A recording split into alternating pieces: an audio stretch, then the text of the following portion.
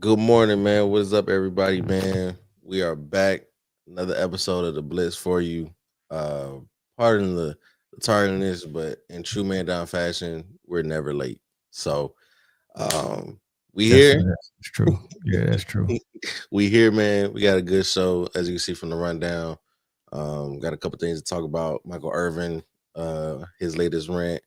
We're gonna go over top 5 teams in the league, top 5 MVP candidates, and of course, go through our picks for the week. Quick question: Mhm. Is it a overseas game scheduled every week this year? Oh, I mean, what? No, it's it only goes like to it's only 7 overseas games, and they're sprinkled. But like this is the right in the right after the first quarter of the season, they do like a popping month off. straight. They do like 4 weeks straight. They start popping off.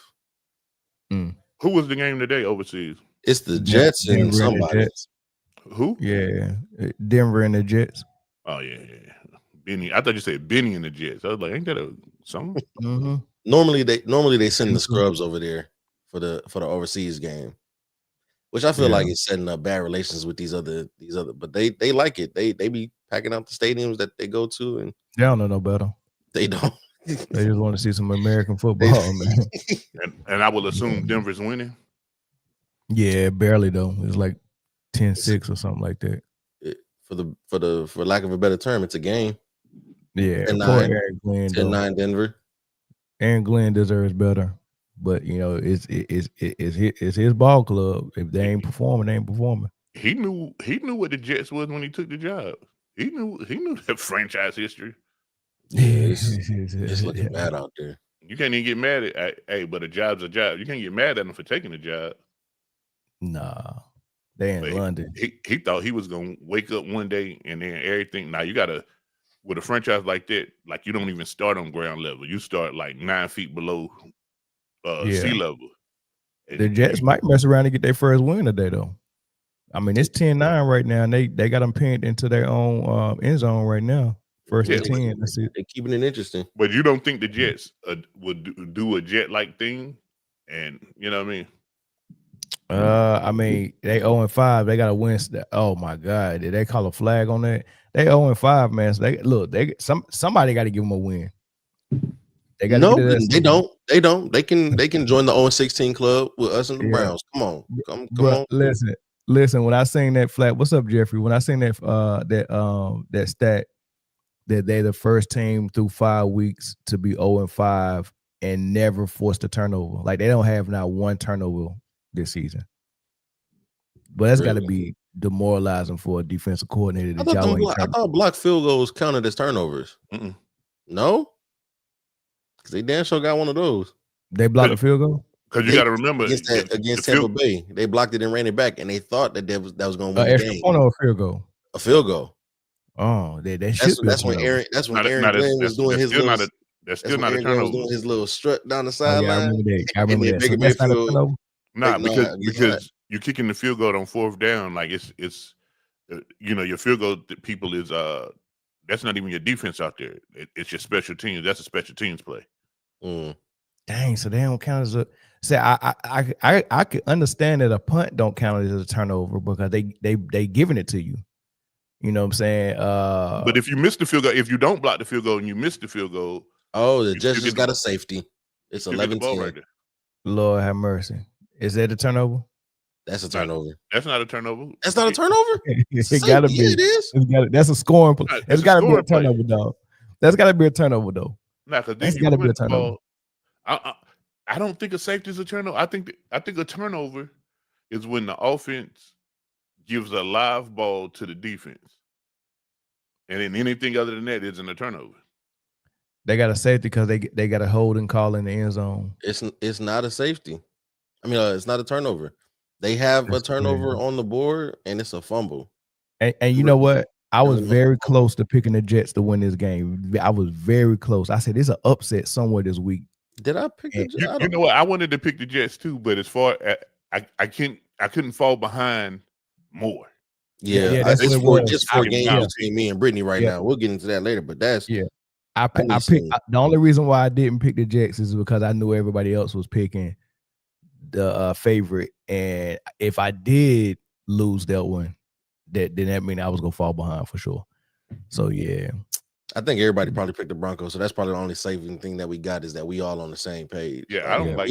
We all picked the Eagles. TV be in front of mine by a significant. I'm not. I'm watching it on the GameCast on ESPN. So, but we all picked the Eagles, so we all in the same boat. Let's get into this. Maddie said they got a turnover in the first quarter. They got a turnover in the first quarter this game. That's my boy from work. That's my homeboy, man. What up, Brooks, man? It must be that fumble you was talking about, Chris, because yeah, be 0-5 with. Shout out to my dog checking in, man. Appreciate you, brother. All right, let's get into it, man. So prime time Thursday night, man. Eagles in New York. Should have been a walkthrough. Should have been easy pickings, but it was not. I don't know what happened. I don't know what was going on, but the Eagles could not get that offense going. And after they scored 17 in the first half, that was it for them. That's crazy. They didn't sniff the end zone. They didn't even sniff a field goal for the rest of the game. And Jackson Dart, Cam Scatterboo, and New York got up out of there with a double-digit win on prime time. How y'all? Let's talk about it, man. What's going through y'all mind with that one? Somewhere on the Eagles team at a leadership position, but it's got to be at the top or leadership position because it's trickling down. Mm-hmm. Somebody's thought process and mindset is, if we can put some points on the board early, we can let our foot off the gas and let our defense just win the game for us. You know what I'm saying? So on offense, you could tell on offense they just stop calling plays that's aggressive, because they really think that we can just run the ball, be real conservative. Jalen Hurts can do read option. He can run it every now and then, pass it very little, right? And then our defense are just overpower, and they take their foot off the gas, and that's not how you're supposed to win. Like I seen the Colts, whoever they played last week, they laid it on them thick the whole game. They laid it on them. They were scoring late, early, middle. Like they laid it on defense, offense. That's how you're supposed to play when you got advantages. When Kansas City had a team that you couldn't stop, they laid points on you. You can't have a philosophy, man, let's get 10 or 12 points and then let's take our foot off the gas. That's what they're doing in Philly. They're taking their foot off the gas and in their play calling. And I don't know if it's the head coach, offensive coordinator, or now, it's the play caller. Listen, the offensive coordinator, if they lose the next game that they play, he'll get fired. Understand that, or relieved of his duties from calling the game. He can't. He's calling plays. He's not calling the game at all.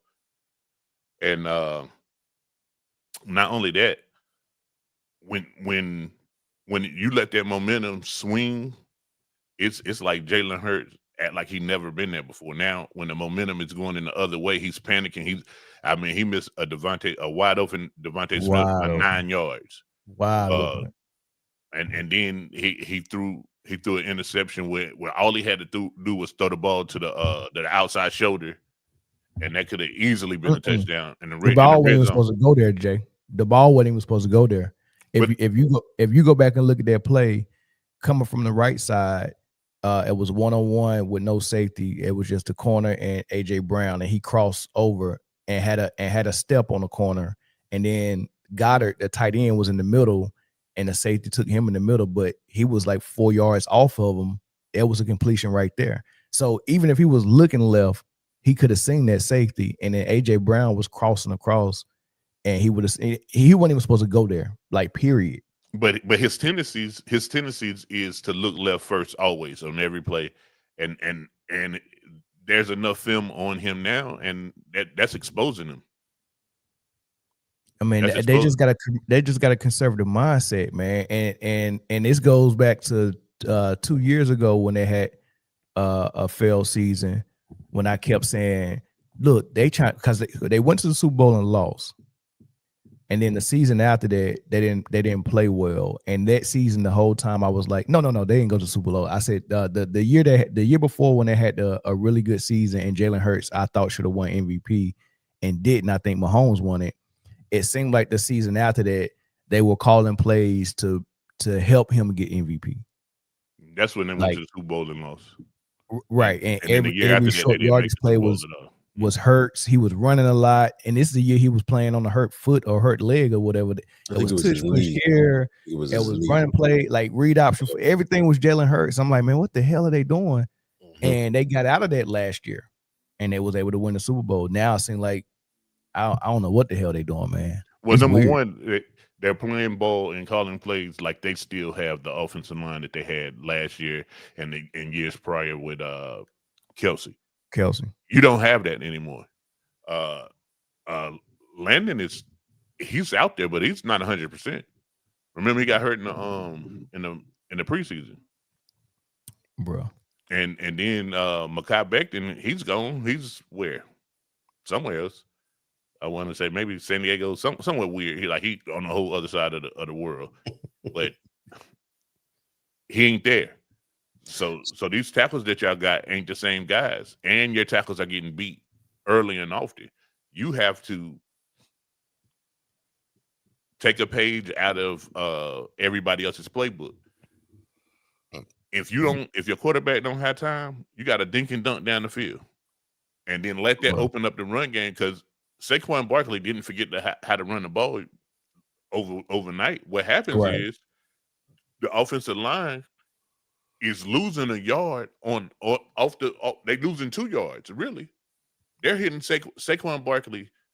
I think it was a stat last year. He might have got hit a few times in the backfield in the whole season. He's got hit more times in the backfield already this year than all of last season.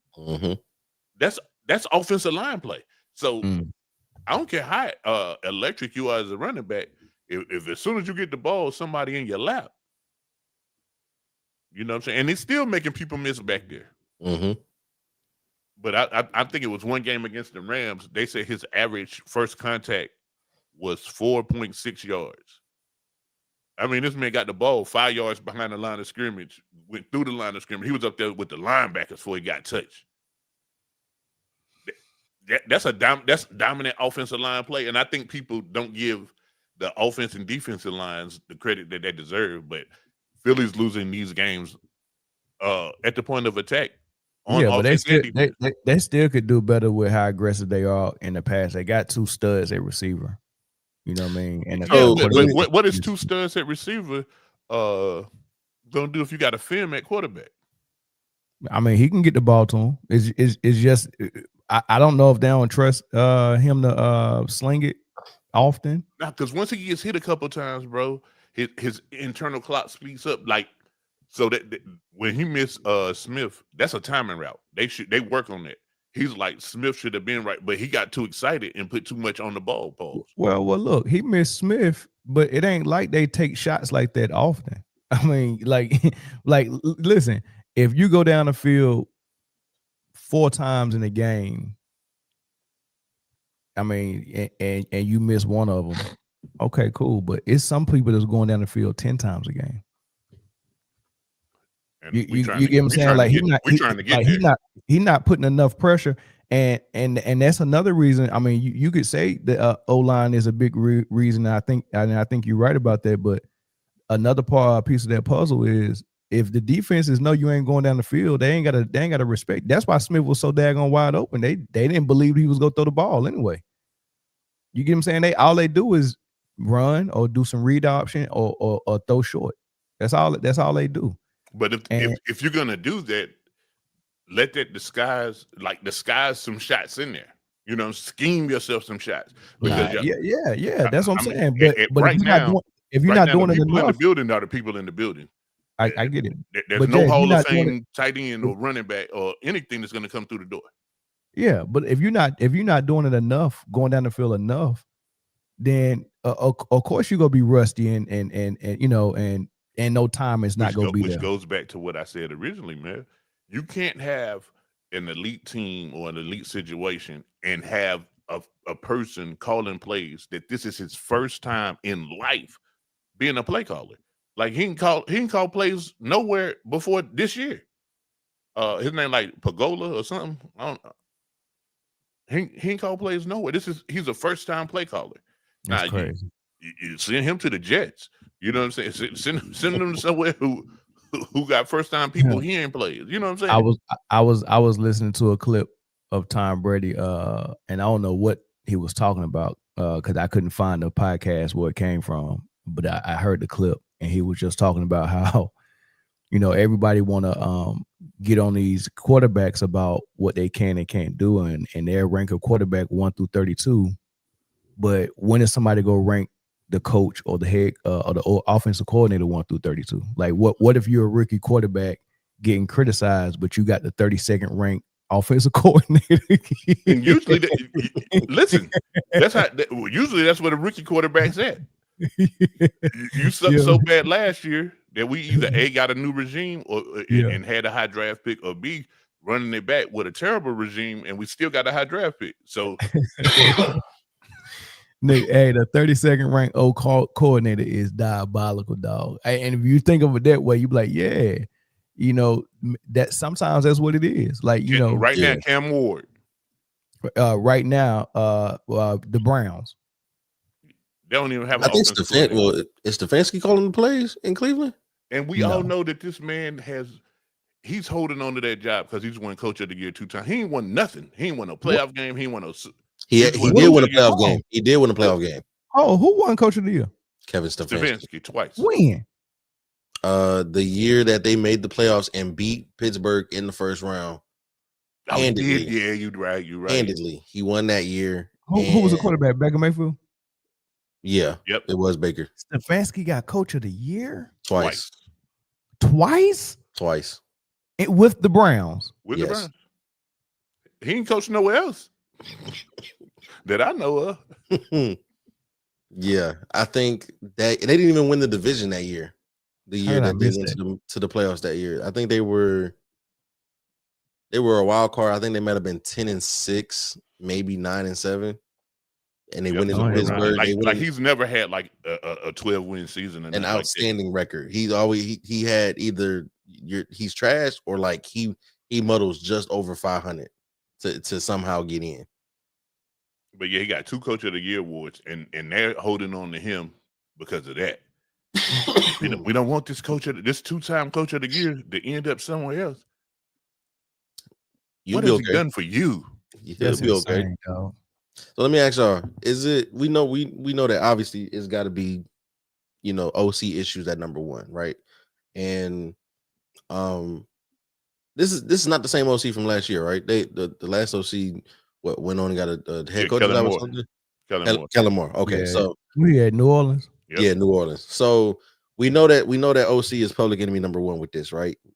Is there issues between Jalen Hurts, AJ Brown, and Devontae Smith, or is it all stemming from the frustrations of the OC, or is it its own thing? No, I think they're frustrated at the OC and the play calling. Yeah, but they want the ball more, but I don't think there's no issue between. Yeah, that's not their beef. AJ Brown got a legitimate beef. He's like, listen, dude, I remember what being in Tennessee felt like, and it feels a lot like this. Mm-hmm. I'm out there. I may as well be on the elliptical. I'm just running. Ain't no ball coming my way. I just, you know what I'm saying? And, you know, one thing about elite wide receivers throughout the history of NFL, they always feel like they're open. They always feel like, you know, you didn't give me the ball enough. So I think that's just the passion to be great, the drive and all that to be great. But I don't think he has a problem with the quarterback, because the quarterback can't call it, you know, I don't think he got the freedom to call plays that he choose. Mm-hmm. Yeah, I mean, it's obviously that's that philosophy in Philly. Well, control which is cool. They won a Super Bowl like that, but AJ Brown was fairly happy last year. Their offense was a lot better though. Yeah, they opened it up a little bit. So, you know, and maybe you got to credit Kellen Moore to that. But they opened it up a little bit and it worked. They won a Super Bowl. The defense was there, you know, and it clicked with well with it. But this year, and that's the problem people not talking about. Their defense is a significantly different unit. It ain't getting to the quarterback like it used to. But you know what I mean. But I mean, as far as the receivers and the relationship with their quarterback, I think they might have a little feedback as far as like, look, dude, you know, you missed us a couple of times, you know, and you looked us off a couple of times. So I think, I mean, you know, because the play call for them to go to Devontae Smith was there, and I think he missed AJ Brown like that the week before. Mm-hmm. Right. So you know, if they got an issue with the old coordinator calling the plays, whenever he do call a play and dial it up, the QB's missing them. So Hurts ain't out of the woods totally. They got a little something with him, but it's not like they got with the play calling, because the philosophy is just, it is what it is. So y'all know I gotta ask this every week, every time we get one of these stunning results, right? Is this more an Eagles loss or a Giants win?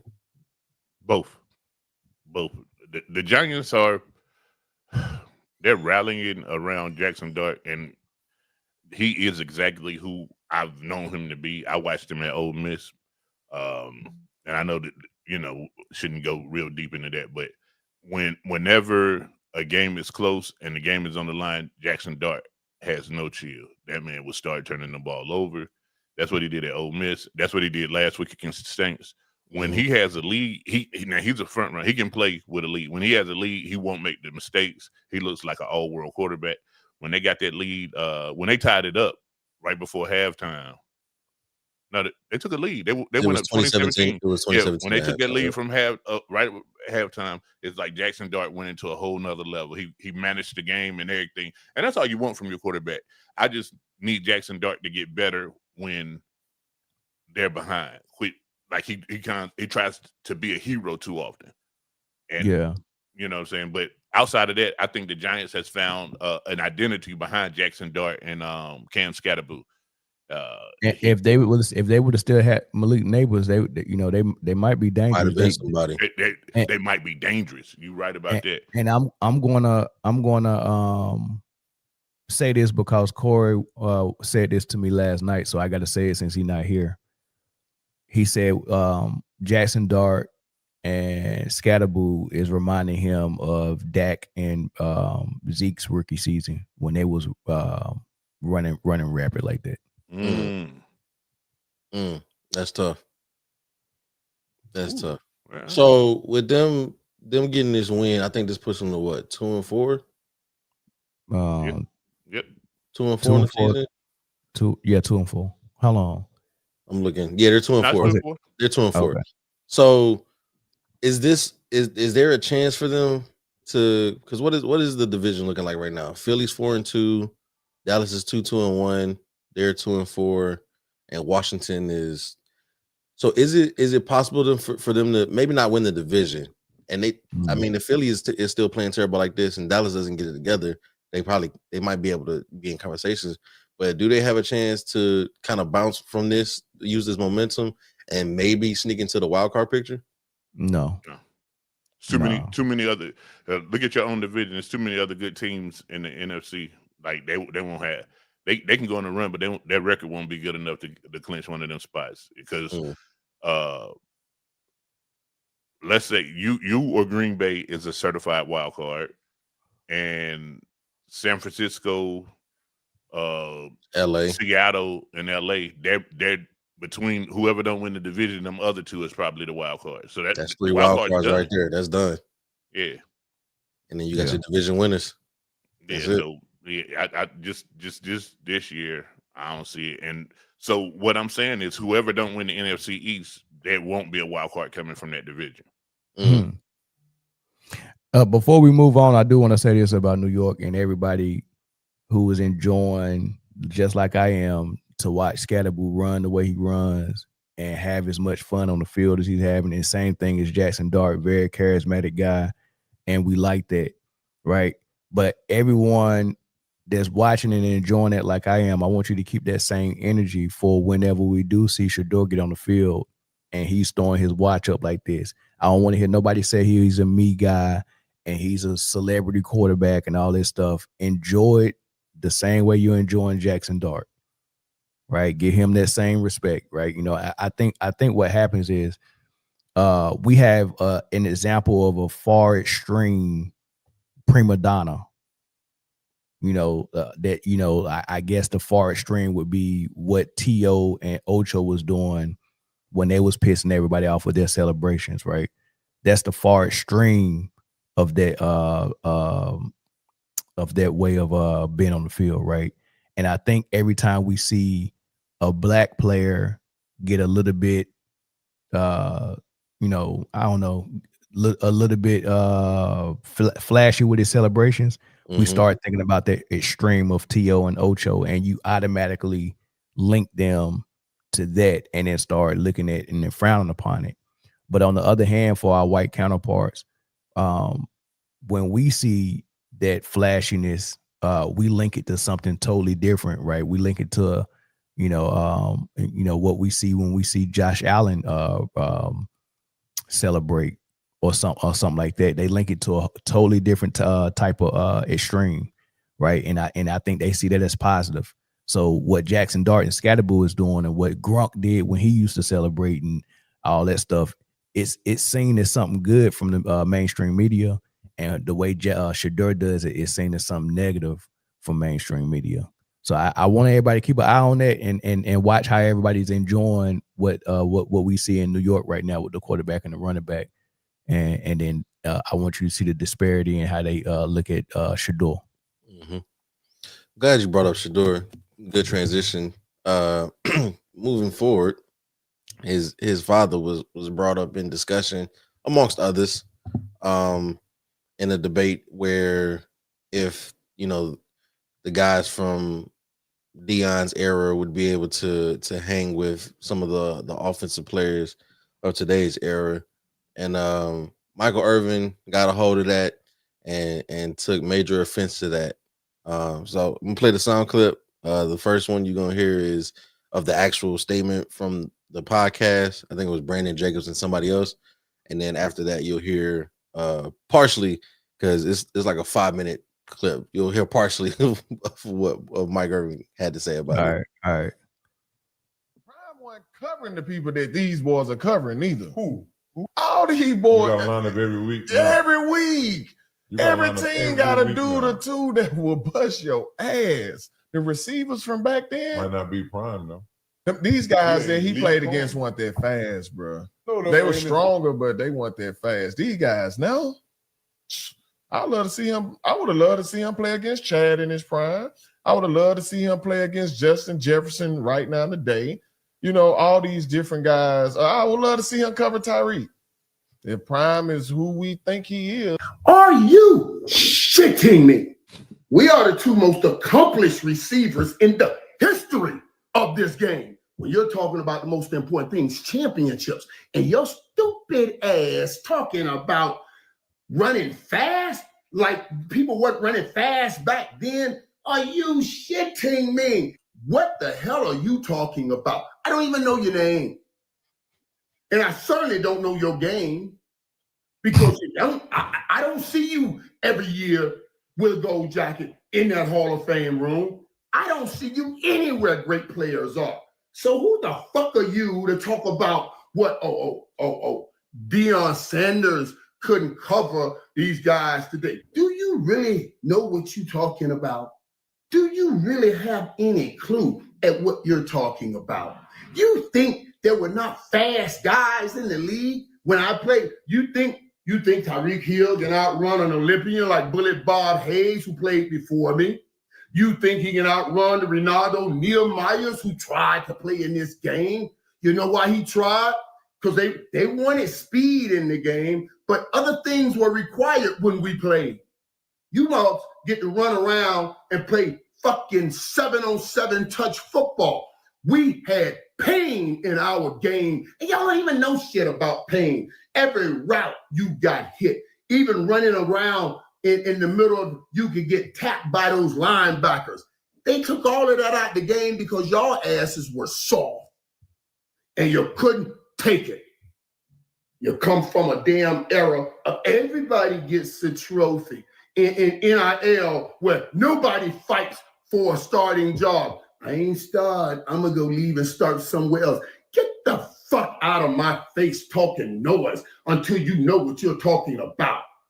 I will dominate this era of football. Dominate. Football is not about running fast. It's not about speed. It's about getting the job done. It's about getting the job done. And you won't tell me you know somebody that got the job done better than me, better than Jerry Rice, that you're going to use our picture and trying to make your point. Are you stupid or are you stupid? There was... You only had two options. I'm gonna stop it there. You only had two options. Hey, but look, I'm looking here trying to find out who the other guy is. I know Brandon Jacobs. I do not know the main guy that's doing the talking. Who's the main one that said? I don't know who he is, dog. I think he's a linebacker. And I think he played for the Bengals. I don't know who it is. His face looked familiar, but I don't know who that guy is. But he had a response to that. They responded to Michael Irvin already. Really? Yeah. I don't know. I'll let Jay go first on this one, man. First, let me pose the question first. So first, I want to hear your thoughts about what the initial people said, and then Michael Irvin's response. And then two, I want y'all to answer, do y'all think a Prime, a Jerry Rice, a Michael Irvin, so on and so forth, could play in this era, and would they be better, worse, or the same? Man, that's not even a question. So first of all, no. Anyone who's made the Hall of Fame prior to the year 2010 would be a Hall of Fame player now. Offensively. Forget anybody. Rice and Irvin. They would put outworldly numbers up right now. So again, both of them, neither one of them was like blazing fast, but elite route runners and all that. Like, dude, they was pretty much Larry Fitzgerald on steroids as far as route running and capabilities. And Michael Irvin, not only did he like damn near catch every ball thrown in his direction, he was strong. Like, it was very strong and took hits like a tight end. Yeah, for sure. And Rice wasn't, no hope, but nah, man, they'd be way better. But if that response that you said that they already responded, if it wasn't, I didn't think about it like that, then I don't want to hear. I apologize. I was not familiar with your game. If it ain't that, I don't want to hear it. Brandon Jacobs kept his mouth closed. He didn't say much on neither one. Not the response or the initial, but the other guys that I can't figure out. And it wasn't Takeo Sparks, because I know him. Man, the reason why this dude might look familiar is because he kind of looks like Amon-Ra St. Brown. Like, they got the same face, but he's a little bigger. He kind of looks like him. I'm like, who is this? I know him. Maybe he only looked familiar because he looked like somebody that's playing right now. That's probably what it. Maybe I don't know him, but I can't get that dude's name. I've been trying to find it online to see where he was and see how good he was. I don't know your name, and I damn sure don't know your game. That should tell you everything you need to know right there. I can't even find you on a deep scrub in the internet. Yeah, and you talking on these matters. So I do feel like these guys are qualified to have an opinion. Sure. But sometimes you're wrong. You know what I'm saying? Yeah, they're just wrong. I mean, even from the beginning, Jay, because they started the conversation saying, I would have liked it, because the conversation really wasn't about the receivers. It was about Dion. It was about Prime. And he was like, Prime wasn't guarding nobody. He said those guys were strong, but he wasn't guarding nobody with speed. Dude, you got to run a route and you got about 5 seconds before your quarter. Well, you got 3 seconds before your quarterback get down. So can you get to the spot, or can you get on the top of the route you're supposed to be getting to in 3 seconds? And yeah, that's about speed, but it's about quickness and it's about route running as well, right? But what we've never seen anybody do since Prime is be at, let's say, the left hash, and the quarterback is throwing a go route outside of the right hash. So the receiver looks open, and by the time the ball get there, Prime either deflects the pass or intercepts it and go back and holler at the quarterback. You know what I'm saying? That makeup speed, like that, it wasn't even his guy. He just seen the ball in the air and like, man, let me go ahead and stop this play. So to say that somebody's speed would kill Prime, then you're not familiar with Prime's speed. These guys that everybody gets, like, let's say your Xavier Worthies, you get him because he can pretty much, you hope he'll outrun everybody. Well, he'll have a quiet day because the guy you hope he can outrun, he can't. That guy stay with him step by step. Correct. You know, so and he's he's a heck of a technician as a corner and as a football player and as a mind. So you're not gonna outsmart him. You know what I'm saying? He probably go fool your quarterback because they wouldn't throw to Deion side. So Deion had to let his receiver look open just to get an opportunity at the ball. Like Deion had to play off a little bit just so his quarterback would throw to him. Like he had the whole side of the field shut down and was like, we just not throwing over there. Right. So yeah, if the interceptions he did get, he was baiting the quarterback to throw it. You get what I'm saying? That's how good he was. So the whole premise of the what they was talking about, trying to come at Prime and say that he wasn't guarding nobody with speed. Like first of all, it was receivers with speed, but you just don't know them that well because they weren't the best guys in the league. Yeah. I mean, like speed guys wasn't the guys that we just throw them on the field because at some point you got to take a hit. You know what I'm saying? At some point you got to come across the middle, and them little dudes didn't want to do that. You get what I'm saying? Like we had like guys like Eric Metcalf, who played punt return, kick return, receiver, running back, and all these things. The reason why he was moving around like that is because playing receiver, he didn't want to do it the way Rice and Irvin was doing it and take those hits and run those routes across the middle. It was a bloodbath out there on the field. So he had to use his talents in the kick return and punt return. Right. So, but a guy like Eric Metcalf would be a max player in this league because they took the physicality down a little bit. You know, it's more passing and all you got to do is be fast. Like Ted Ginn Jr., be fast. And you can find a roster spot. Well, there's probably nobody in the history of the league with more drops than Ted Ginn Jr. Exactly. And look, another guy, Heisman winner, that ran the kickoff back for Green Bay in the Super Bowl that helped them win the Super Bowl, Desmond Howard. He wasn't even cut out to be a Pro Bowl receiver. Desmond Howard would be a max player in this league.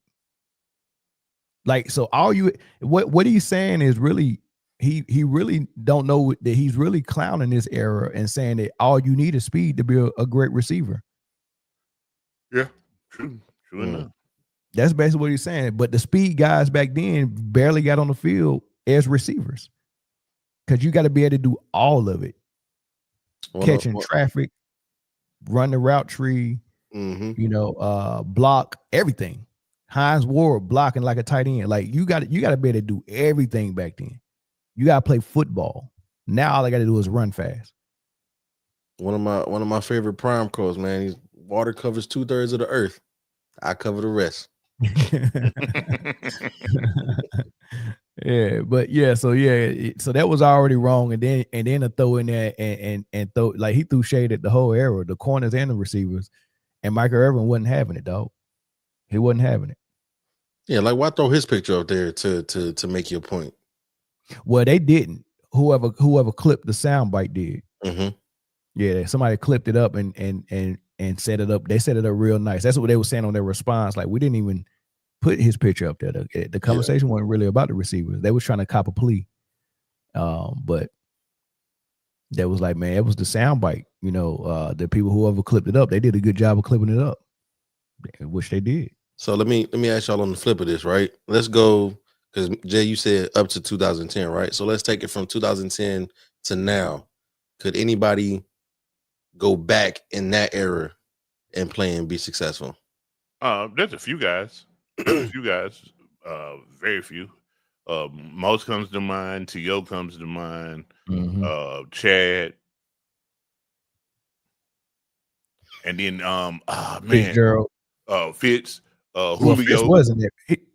Fitz kind of spanned both of them, but Julio, yeah. But outside of that, Megatron, I think Megatron was pre-2010, wasn't he? No, he played it after 2000. Well, kind of both. Yeah, he was in that. But yeah, because I thought about Megatron. Yeah, but like outside of that, you think Justin Jefferson or Jamar Chase would make it back then? Yeah, but they wouldn't. Again, they're all world. You know what I'm saying? Yeah. So, and the reason why I said anybody who made the Hall of Fame pre-2010 could make it now, I think there's some guys that they threw in after 2010 that shouldn't really be in the Hall of Fame, in my opinion. Right. So I wasn't saying that at this era, simply how Take said D-Hop. Yeah, but I think they all could play in their era, but what would they be in their era? You get me saying? Would they be the guy like they are now, or would they be like wide receiver 3? No, I think D-Hop, his skills, D-Hop and Fitzgerald, in my mind, would be everything that Chris Carter was. You know what I'm saying? Correct. Correct. Yeah. Correct. But then these 5'10" speedsters, we had those in their era. I want you to think. I want you to think of the kickoff return. I want you to think of the 5'10" speedsters in the 90s, and just think about what it was at. I'm gonna say one name. You just think about all the teams and think about what they did with their 5'10" speedsters. My team was Buffalo back then. Our 5'10" speedster name was Don Beebe. Don Beebe, yeah. Now think about your team and think what a 5'10" speedster was at. The kickoff return, punt return, maybe punt return. Yeah. Think about what Amon-Ra St. Brown would be back then. Our guy, and it was a little later in the years, but our guy was a little guy by the name of Dante Hall. Dante Hall, yes. He played some receiver, but that ain't what you know him from. That ain't what you know him for. 5'10" speedster, yes. Not on the field, barely on the field, right? Come on, think of them. Think of another team. I already named a couple of them: Eric Metcalf, Desmond Howard. Oh man, Atlanta had a crazy punt returner, a kickoff returner. I think he played for Atlanta and Chicago. Hester. There you go. I mean, dog, that's what they was doing with them back then. Now, Devin Hester wasn't a good receiver in this era. It wasn't. But they're coming. But that speed is making them automatically at least receiver number 2. Mm-hmm. You get what I'm saying? I mean, you can even go to the ones the Patriots had. I mean, I know it wasn't the 90s, but Edelman and Welker. Oh, Welker. Welker was a receiver 1, really. That played in the slot, which is crazy to say. He ain't no different from Don Beebe. All them dudes was Don Beebe, because what we had on the outside was Andre Reed and Gary Lofton. Well, you pulled a name out the hat with Lofton. You get what I'm saying? Like, we had Andre Reed and Gary Lofton on the outside. On that slot was the speed guy, and that's all you was used for.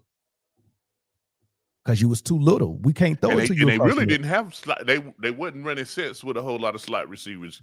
Correct. Because you had your tight end and the fullback was your extra guy in the game. Mm-hmm. Real quick, Broncos. The slot receiver kind of took away from the fullback when you start seeing more teams go to the slot receivers. Now probably 10% of the teams, only 10% of the teams got a fullback on the roster. Hey, like, man, we don't need that anymore. That's why the same 2 fullbacks on each conference get the same Pro Bowl. Juszczyk for San Francisco and Ricard for Baltimore, because it ain't no fullbacks no more.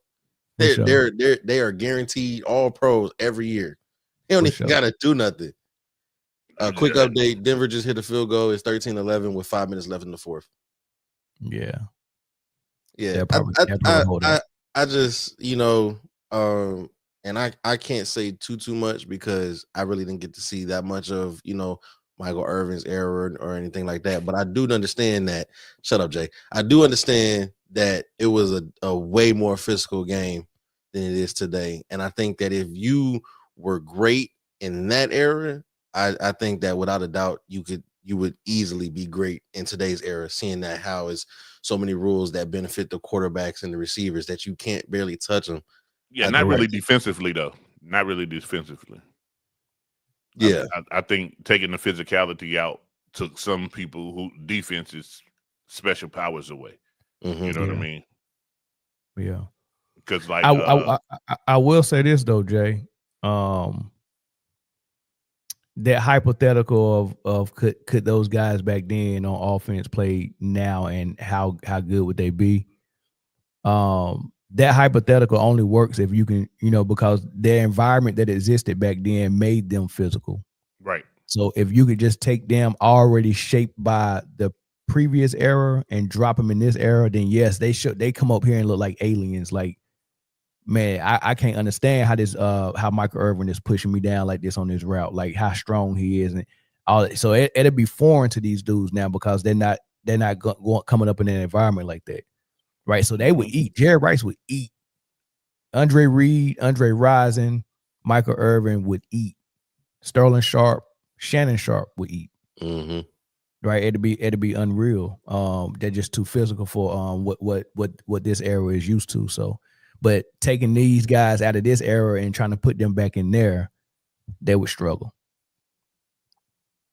Justin Fields is 8 for 15 with 38 yards for the whole game. You know who I think would kill back in that time, like would be a better receiver then than they are now? Who there? DK Metcalf. Yeah, I can see that. I mean, but if that was the case, he should kill now then. He does. It's quarterback play. It ain't that he don't. It's quarterback play that right now. I mean, you've seen him when him and Russ were just clicking. It was nothing you could do with that dude. Like you knew the ball was going over there and you couldn't do anything about it. Like it's just what it was. And if he got the ball, the freakish speed that he had to be that size, crazy. And then now you're kind of seeing, that it is just the fact that the quarterbacks, you're seeing the product that they putting out.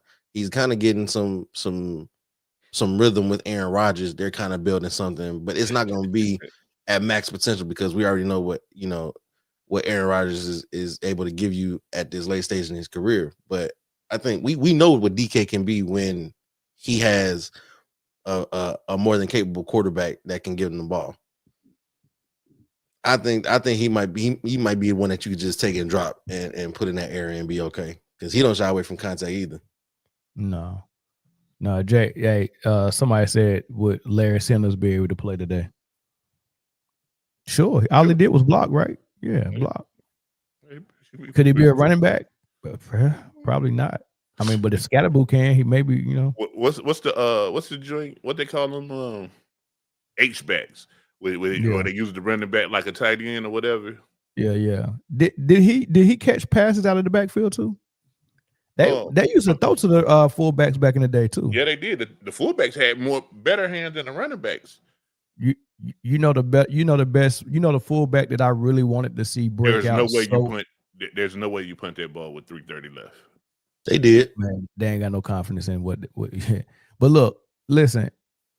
It was a fullback from Florida State named, I want to say his name was Greg Jones, who was built like Vernon Davis, the tight end. Like, what I'm saying? Like this dude was, and he was like 6'2", no body fat, all muscle. Like, you just didn't want to tackle this dude. I think he played running back at Florida State. And then when he got to the league, I think they put him at fullback. I wanted to see that. He played for Jacksonville and he had a couple of good seasons, but then he just disappeared.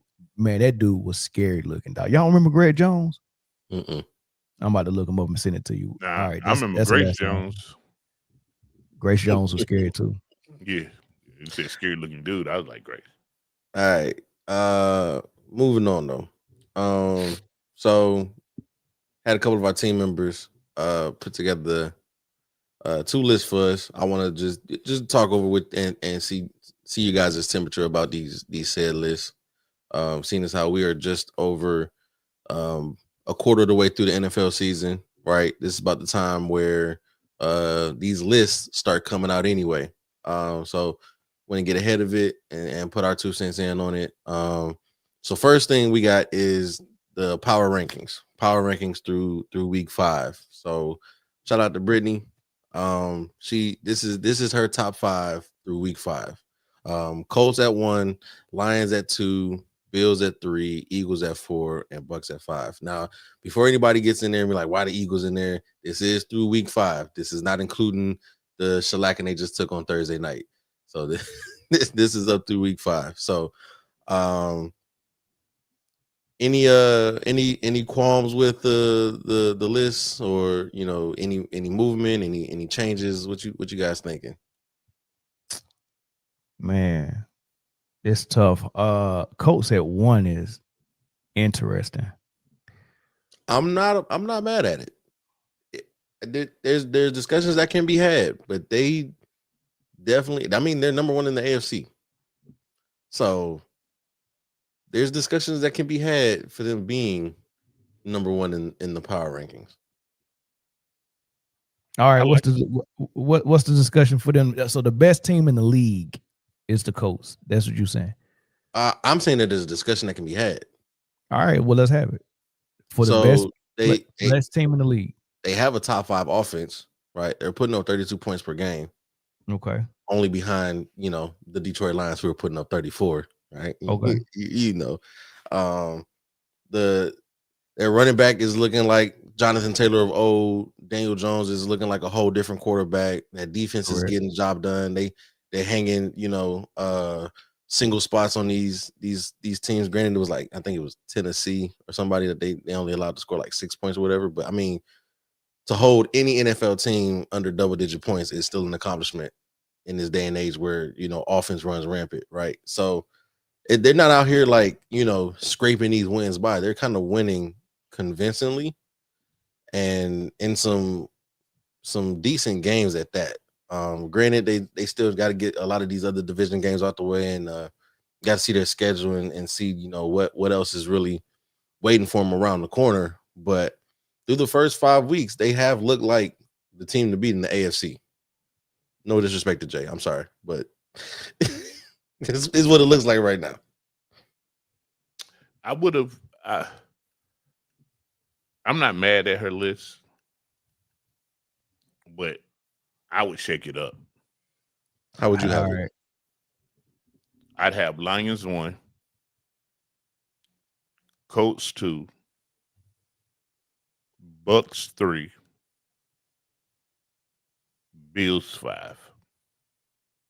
Eagles 4, where they at? Huh? Eagles where they at? No. 4, the Jacksonville Jaguars. Are we ready to put stock in Jacksonville? Now, it ain't about putting stock. It's what they've shown you thus far. Mm-hmm. I mean, not all 4-1s are created equal. Let's talk about their 4-1. So, I mean, so we know the latest win in that is against Kansas City, a gritty game that they were able to pulled out at the end. They pulled victory out the jaws of defeat. They beat the 49ers, who, if you look at the 49ers, I think that's their only loss. It is. They lost to Cincinnati. Did they? No, they lost to Cincinnati. Yep, that was they lost to Cincinnati when Cincinnati played all world because they just lost their quarterback. So that's a rally game. You know what I mean? And then they lost in overtime. So they're overtime and the injury away from being 5-0. Mm-hmm. They beat Carolina week 1, 26-10. That's Houston week 3, 17-10. Yeah. So I like the shake up, Jay. I like Detroit at 1. At 2, I might go with the Bucks. At 3, I will go with the Bills. At 4, I will go with the Rams. And at 5, I will go Jacksonville. Even with the Rams being 3-2. Correct. So no Colts? It get tricky. It's kind of like you kind of want to respect the 4-1, but there might be because what you said, Chris, the O-line blocks, the defense is holding up, the quarterback is playing well, the running back is running. I want to respect their 4-1 a little bit more. And it could be them at 5, either Colts or Jacksonville. I don't mind either one of them at 5, but I don't think they're the best team in the league. I think Detroit is the team to beat. here's the thing: as a Chiefs fan, like you want these guys to get there, dude. I want Jacksonville to keep winning. I want the Colts to keep winning, because let's say we backdoor our way in the playoffs. I'm trusting Pat Mahomes over Daniel Jones, Trevor Lawrence, Trevor Murdoch, David D. Jones, and Justin Herbert. So, like, you know what I'm saying? And then so that only leaves Josh Allen. And you know what you know what we tend to do to them in the playoffs. Yeah. See y'all guys in February. So like this is shaping up great. Like win, lose, or draw tonight. This is shaping up great for us. Mm-hmm. You know what I'm saying? Hey, sorry, Baltimore, not sorry. Like you're the one team that could do it, but everybody else. See you guys. Yeah.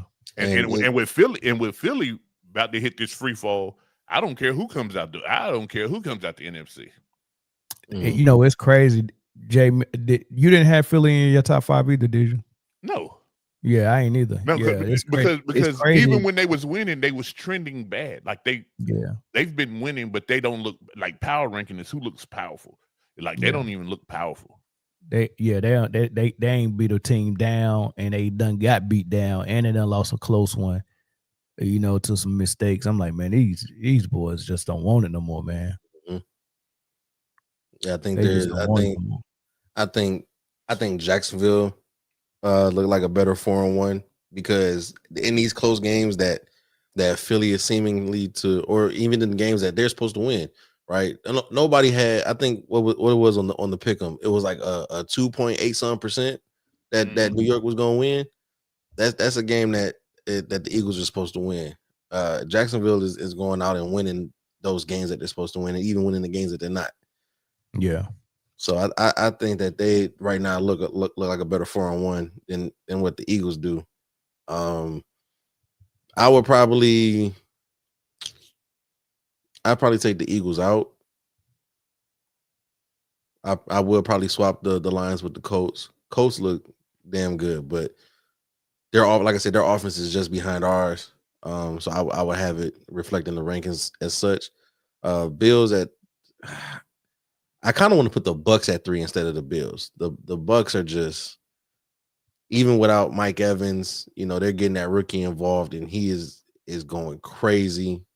Without Mike Evans and Godwin. Mm-hmm. And they both coming back soon. Mm-hmm. So that wide receiver room is going to be crazy. It's just giving Baker another loaded gun to work with. So it's the fact that he's able to go 4-1 with what he has, and he's going to get some top targets back. Watch out for them. I mean, that's Buccaneers division to lose anyway. So they got a spot in the playoffs as long as they continue playing above 500 ball. I don't like the Eagles in the top 5 though right now, even before the loss on Thursday, just because they're not winning convincingly enough. Like they're getting by, and as defending Super Bowl champs, getting by is not good enough. They're not a good team right now. No, right? They got names. They got great players, but they're not a good team right now, and they got to figure that out. Top 5 is not. Yeah, that's not what they at. Yeah, they need to get it together expeditiously. Otherwise, they'll be on the outside looking in come January. So, and that's kind of crazy to say that the fall off could be that big for the defending Super Bowl champs, but it's trending in that direction if this OC don't get it. And it's kind of like, you know, when our first game of the season against Green Bay, everybody was like, "Oh, the OC is this, that, and that." And I was wondering, I was like, "Man, this OC better crack open the playbook. He better get it together. He better figure it out." And he did. He did. He the very next week cracked open that playbook, put 50 on the Bears. All right, cool. It was the Bears, so let me see it again the next week. And what we had Baltimore that week, put up 38. I was like, okay, we back. We're good. We're good. I was waiting for the shoe to drop in Philly as well. I was thinking new OC, same deal. He just getting used to the guys that he got, but we're 6 weeks into the season now, and it's still looking like he's only working off 25% of the playbook. Like something's got to give here. You know what I'm saying? So Eagles got to figure it out. If they don't, it's gonna be a long year for them boys. Next one though gets a little interesting. MVP candidates through week 5. This list is intriguing. We got some names up there that all quarterbacks. What a surprise! I think we just need to go to having we gotta switch it up, because I don't think a running back or a receiver will ever get MVP. It'll just be the quarterback's award. Yeah. I mean, you know, the league got to do a better job of explaining what the MVP is and what the offensive player of the year is. You know what I mean? Because the NFL, unlike the NBA, they do have an offensive player of the year. So they just got to make a distinction between that and explain it a little bit more, because it's really turning into a quarterback. I mean, it's been a quarterback award, like, you know, and it shouldn't be that, because for me, the only person I see playing like an MVP, really, I mean, if I'm looking at this list, he got Mayfield, Prescott, Josh, Matt Stafford, and Daniel Jones. If I'm looking at the Colts, I'm not looking at Daniel Jones as the MVP. I'm looking at Jonathan Taylor as the MVP of that team. You know, he's first in carries, he's first in yards for running backs, he's first in touchdowns for running back. He's just under 500 yards rushing. He's got in the end zone 6 times. He's also catching the ball out of the backfield, and he's a heck of a blocker as well. So I think he's the head of the snake, and he's the MVP of that team. So I would have him there over Daniel Jones. Matt Stafford, I don't even know if I got 5 right now. I think it'd just be Baker Mayfield at 1. I would probably put Josh Allen at 2, and I would probably have Jonathan Taylor at 3. Right, and then after that, 4 and 5 is all debatable. You could throw in Jared Goff, you can throw in Dak Prescott. You know, I don't think Matt Stafford is having an MVP season right now, but eventually he probably be in there. But yeah, my top 3 is got a running back in it. And the last running back to win it was what, AP? I think so. Or the last non QB to win it was AP. LaDainian Tomlinson got it when he broke a touchdown record, and I think AP got it when he hit the 2,000 yards rushing. So you got, as a running back, you got to break a record or reach a historic milestone just to even be considered. On top of the quarterback has to have average seasons. I like how y'all is just ignoring them numbers that 1-5 putting up. I like that. Oh, hold on. I'm gonna let you get there. You shouldn't have got up. You could have went first, but hold on. Listen. So I just want to point this out before you go. If you're not a quarterback, you have to have 3 things to win MVP: a historic season, like like breaking a record, touchdown record, or whatever the case may be, or reach a milestone that's not easily reached, like 2,000 yards rushing. And the third thing is there can't be no other quarterback who also had that, because if that's the case, you could be Randy Moss, who break the touchdown record, but the quarterback that was throwing to you also got a record, so he got the MVP. So you got so the quarterback's got to be, obviously below you for the season, and then you got to break records. That's the only way a non-quarterback can win it. Did you see the list, Jay? Right? Yeah, I seen it. What you feel? How you feeling? Baker won. I like JT at 2, even though we know that, like, as that the won't happen. Progress, yeah. And then 3, maybe Josh, and 4, Pat, 5, Dak. Tell me why Pat should be in there. I mean, he's putting up a hell of numbers, bro. Ain't they 2 and 3? That don't matter. This is early. This is early. 2 and 3. 2 and 3. Who was your 5? Who was number 5? Dak. No Jared Goff, huh? No. And I'll tell you why. Because his numbers are not horrendous. He has a 6-to-1 touchdown interception ratio right now. 6 touchdowns, 1 interception. No, 12 touchdowns with 2 interceptions. They ain't bad. Well, almost 1,200 yards. And I think he's completing over 70% of his passes too.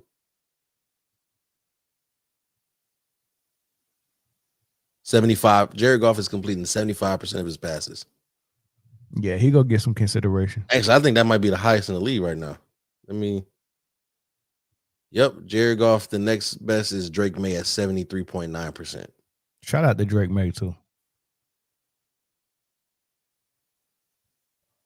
Can y'all hear me? Yeah, that happened too. It says that my mic is unplugged. Nothing happened, and then I just had to switch again. Yeah, you back? Yeah. Golf is balling, man. Golf is balling. I just, at the risk of sounding like Melvin, I don't trust him yet. I understand. This being the first rankings of the season, I feel like it ain't the hate that Melvin has for them. Don't confuse that with this. That man really do hate him. This is the hate. Hold on, he been talking nice. He been talking nice today. He put the Lions #1 in his power rankings. I didn't say nothing. I'm just gonna enjoy this moment. Yeah, he got a #1 now. I would just enjoy this moment. I'll just keep it pushing. I appreciate him for that. He got a #1. I'm not saying that Jared Goff is necessarily in my top 5 either as for MVP candidates, because we know what that offense is. Like, you can put the ball anywhere and somebody's gonna do something with it, right? So I think his name gonna come up though. For sure. And last year he got his first MVP votes ever, which was very fair because he was having an incredible year, right? So, not to say that he's in my top 5 for the first stack of ladders for this, but I do think that, granted, Dak Prescott is putting up numbers, Patrick Mahomes is putting up numbers, but I think that team success has to also be put into account, right? So, like, if it's kind of even in the sense of numbers, I think team success has to be the tiebreaker there, and Jared Goff has both of them with the team success, has both of them beat currently. So I think if you had Daniel Jones in your top 5, cool, I respect that. If you got like Baker Mayfield, Josh Allen, those guys, even JT, I fuck with that. I respect it. It's just I'm not really ready to be like, oh yeah, this 2-2-1 or this 2-3 are garnering more MVP consideration than the guy who's 4-1 and also putting up good numbers. That's just my argument for it. Yeah. I mean, and that's a fair argument. But I will say this: let's get to about week 8 and just see where everybody is. Mm-hmm. It's right around the corner. 2 weeks. Yeah, no, well, through week 8. Let's get to the end of week 8 and just see where everybody is. Mm-hmm. You just trying to buy more time for 1-5.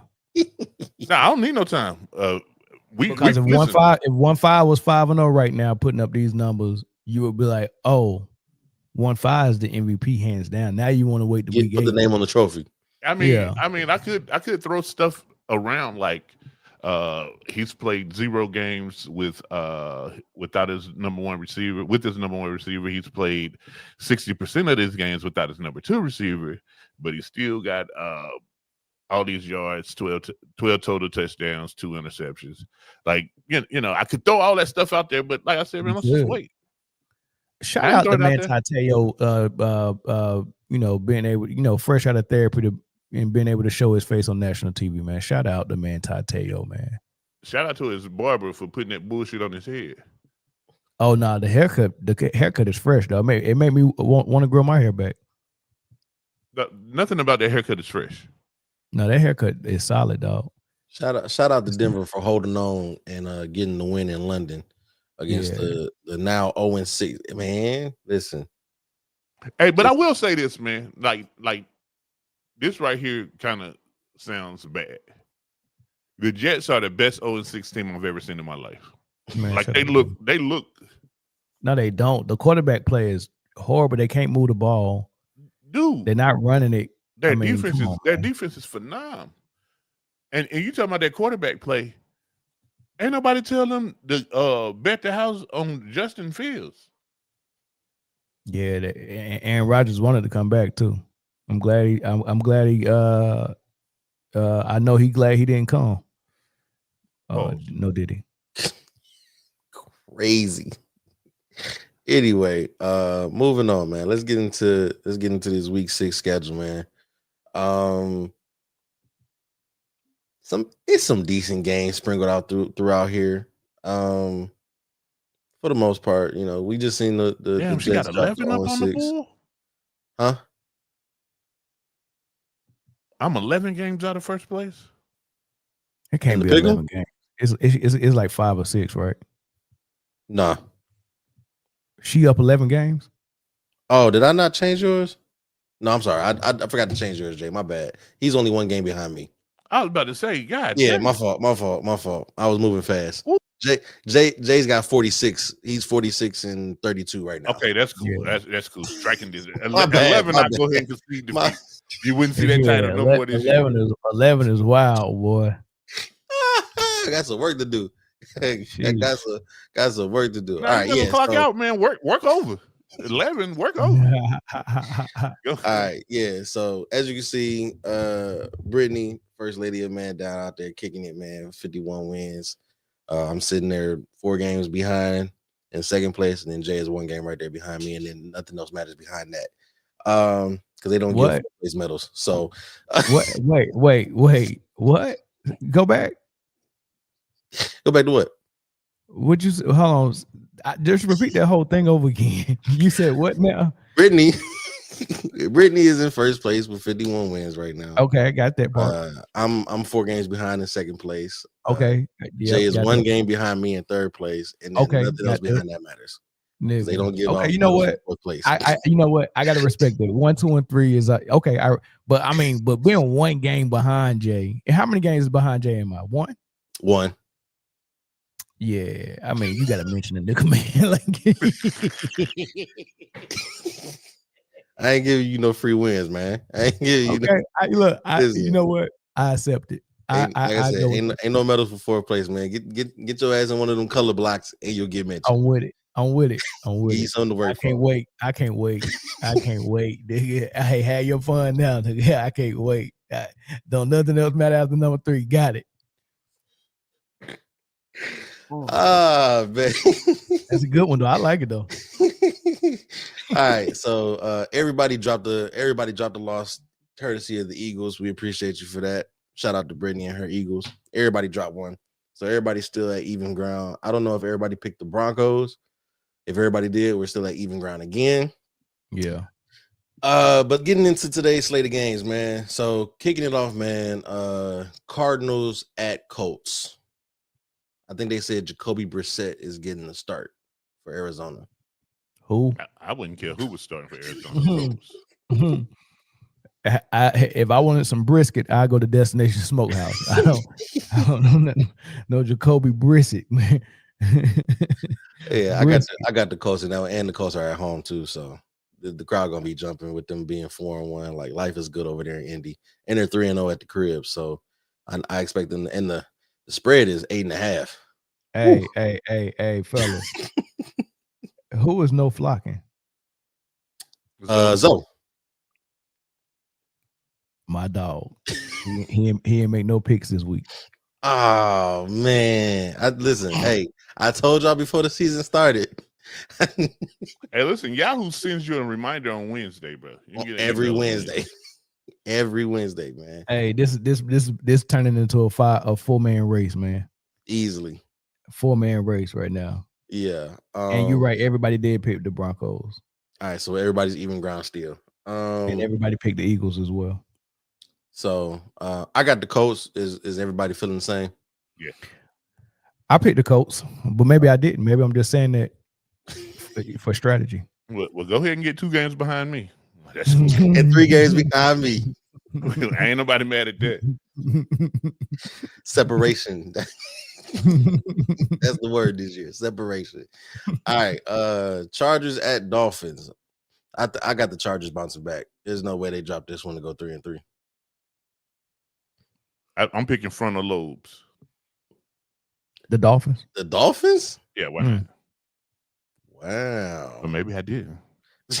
Man. Okay.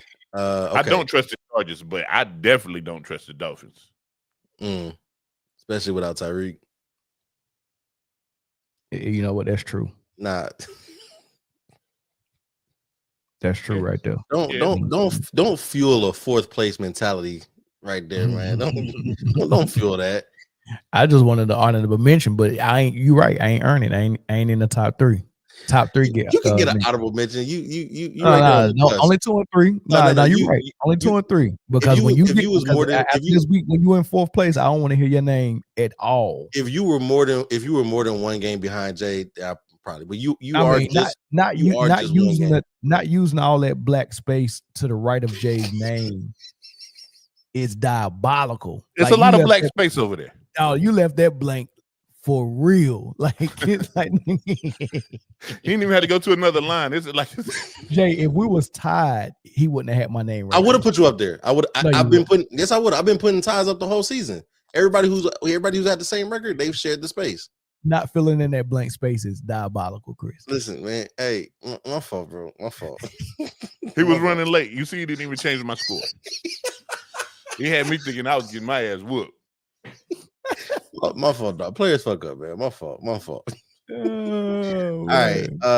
Patriots at Saints. I picked the Patriots. Let's go. Yeah.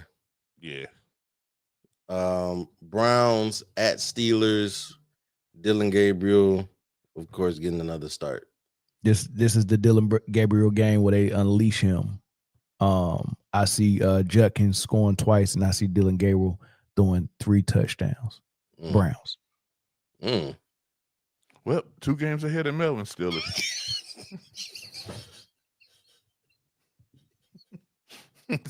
Easy. 3 games for me because I got the Steelers. I got the Steelers. That boy gifted separation, ain't he? Easy. That man had a thought process behind the bad pick. Great. Oh man. Now Jiggins is going to score 2 touchdowns though. I was with you right there. Yeah. But when you said for sure. Gabriel throwing 3, I was like, here come interception. Dylan Gabriel going off today. Yeah. We shall see. All right, Cowboys at Panthers. Cowboys. But don't be surprised if the Panthers. Hey, hold on, Jay. Did you hear him? Yeah, I heard him. What's that word you said earlier, Chris? Separation. There we go. What's that? 3 games for you, 4 games for me? Come on, you better say it. Yeah, Panthers are raw. Give me them cardiac cats. They do look good. They 2 and 3, which is better than I would have had them. And they're 2-0 at home so far. So they might sneak one. But I like the Cowboys just a little bit more this game. So I'm taking the Cowboys. This is a good one. Seahawks at Jaguars. Shocker. Give me the Hawks. I can't clown them for this one because it honestly could go either way. If the running backs for Seattle have a good game, it might be in favor of Seattle. But Jacksonville been finding ways to win. They've been finding ways to win. I took Jacksonville for this one, but it's really Seattle is favored by 1.5. So this one could be. Where's the game at? It's in Jacks. Oh, West Coast team traveling all the way.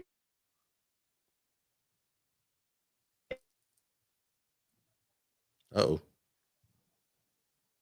It done froze up. Looking like Bert and Ernie over there. But yeah, that travel might be a factor too.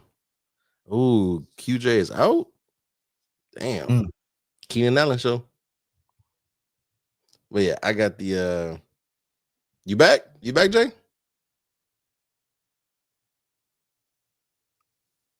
Guess not. All right, next game. All right, Rams at Ravens. Lord have mercy. Somebody got hurt doing warm-ups.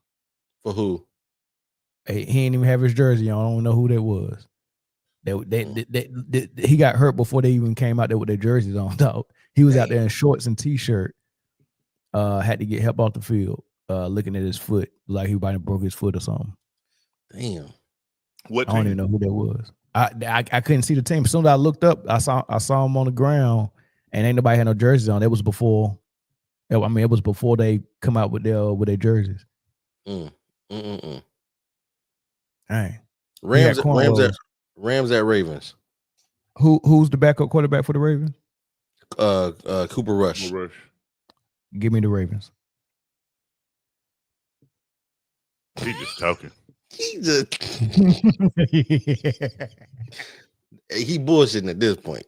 I know he not picking some of these picks that he making. He okay. Yeah, you got it. Yep, for sure. You absolutely right.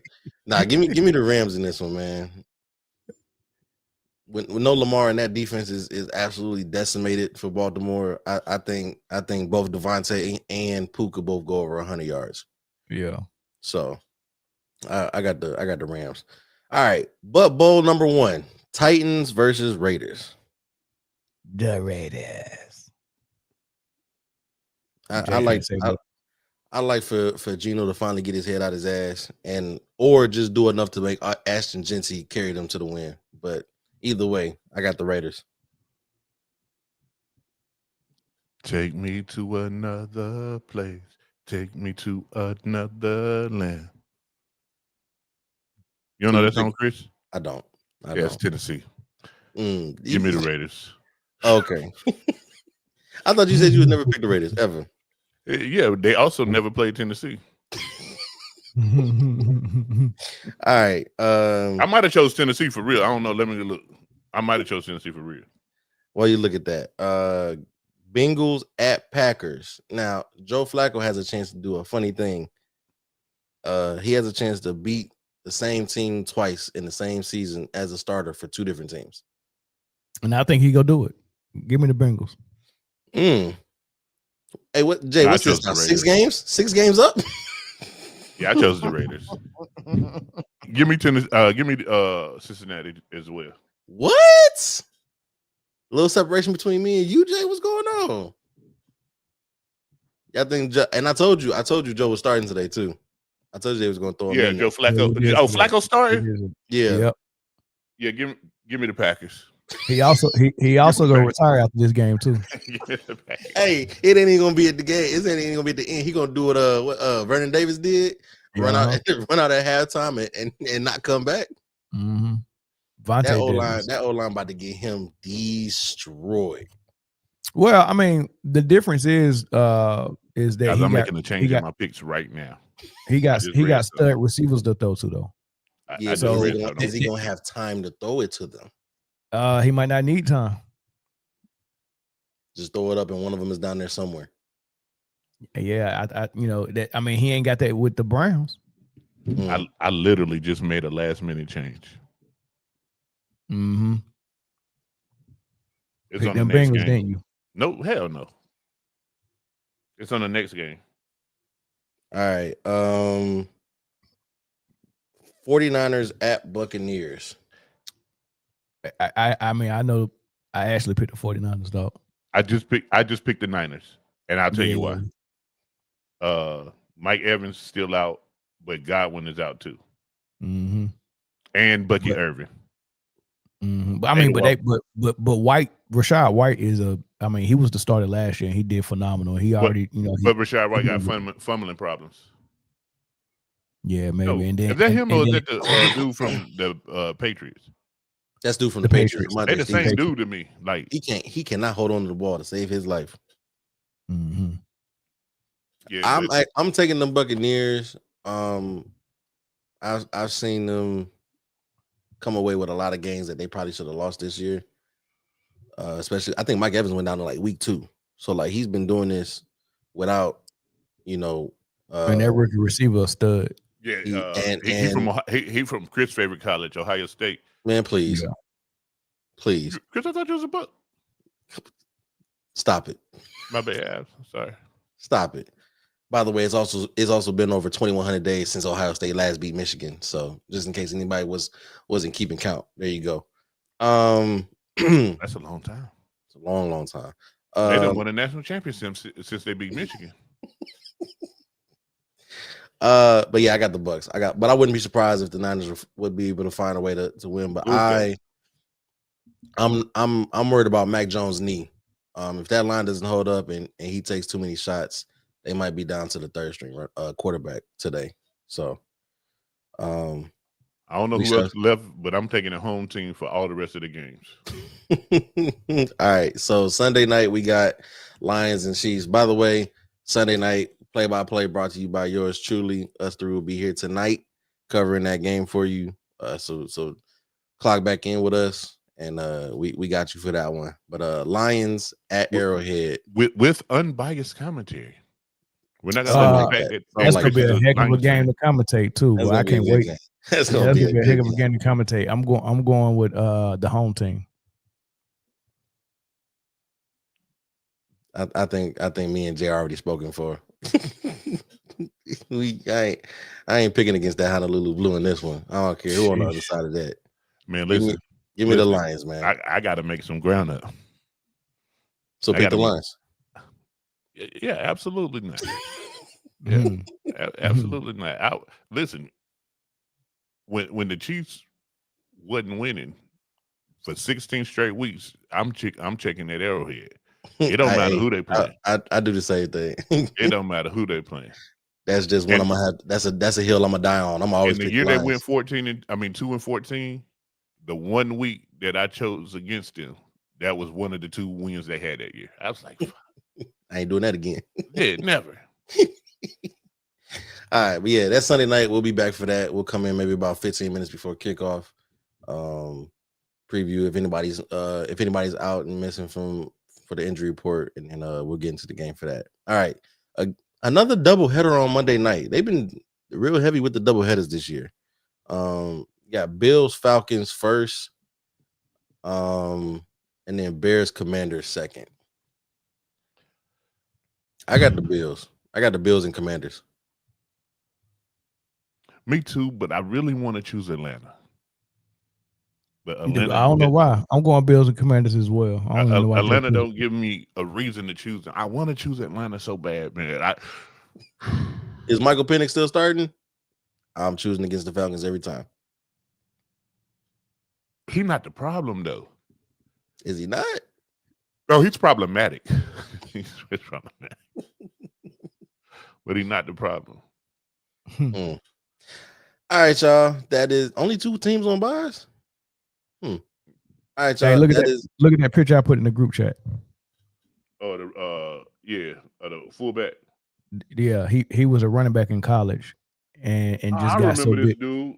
Yeah, Greg Jones, Florida State, and put him at fullback, and he could have been he could pass, he could run, because I don't know if he was a good blocker though, so they still had to use him as a runner. You mean he could catch? Yeah, he could catch. Yeah, for sure. Yeah, that dude was a monster, man. But somebody said at 50K I should grow my hair out. I tell you what, at 100K, I'm going to grow my hair out, and then I'm gonna get the spot was bald, and I'm gonna get it tattooed so hair is there. I'm gonna get fake hair there, but it's gonna be a tattoo. I seen it done, so I can have like a light Caesar all the way around. Yo, get off my screen, bro. So I'm gonna do that at 100K, y'all. And at 200K, Chris will cut his locks off. No, at 200K, Jay would get a jerry curl because we talked about this last night. Jay, I do that at 150. He's gonna try to attempt to bring back the jerry curl. 150. I get the jerry curl and I wear it for 6 consecutive months. All right, bet. Say less. I know what I got to so do. Y'all heard it here. Get it out there, man. Get it out there. But kickoff is just about to start. All the games about to kick off for the early morning slate, man. So y'all go enjoy some football. Like I said, we'll be back tonight to do the play-by-play for the Sunday Night Football. And then, of course, our Friday basketball show, we'll be back there for that.